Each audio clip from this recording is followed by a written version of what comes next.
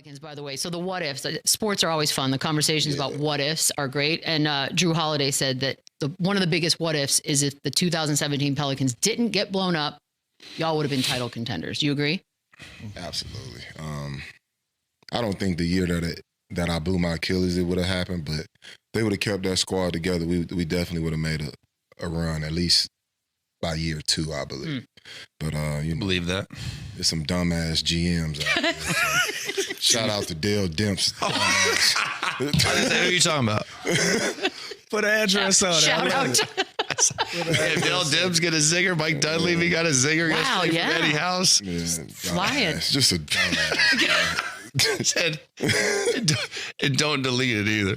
Don't delete it. It's the best part. Don't edit it. Don't do anything. Oh, man. Where are we at right now? Oh, yeah. Here, I'll So do it. did you think you and AD could have been the best duo in the league if y'all had stayed together in NBA history? In NBA history, Yeah, that's I mean, tough to we say. doing the what ifs. Let's That's go. tough- I like what that's if. tough to say when you got guys like Tim Duncan and David Robinson as teammates. Thank you, So and everything they've accomplished, but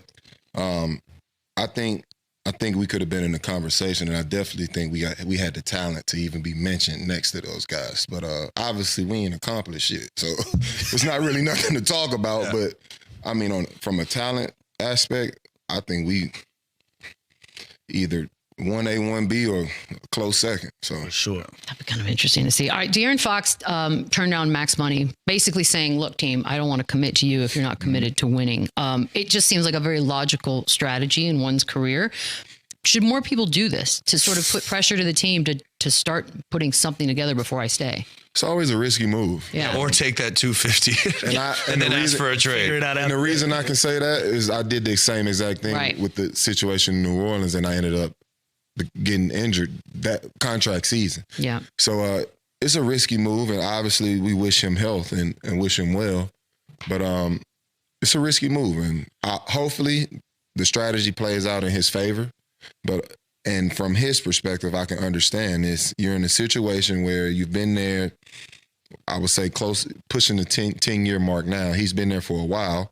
And, you know, it's been the same thing every season. Mm-hmm. And obviously he can go make money wherever he decides to go. But you want to stay with your home team, but your home team isn't making the correct moves to take you to that next level. It's been mediocre year by year. So I can understand the frustration. And I was actually a part of that frustration being with that same franchise. So I really understand. So with that being said, he wants to win. He's ready to win. He's at that point in his career. And, you know, this is just a strategic way of putting pressure on the team to make it happen.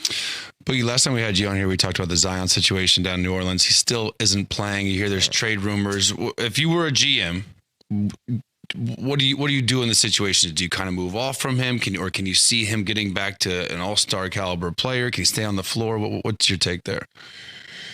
Zion is, at this point in his career, he falls under that category where he's good enough to get you fired. Yeah.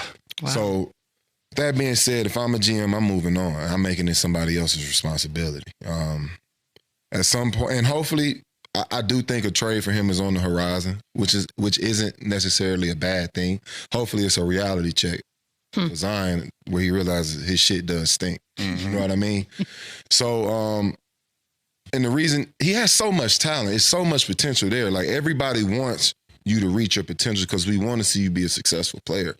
But I just don't think it's clicking in that area and in that franchise. So, you know, I hope he can end up with a franchise like Miami or something like that where they're really strict on health and being in shape. And I think we'll see the best version of him. Yeah. So, you know, I wish him success down the line, but it has to click at some point or they're going to move on. Yeah.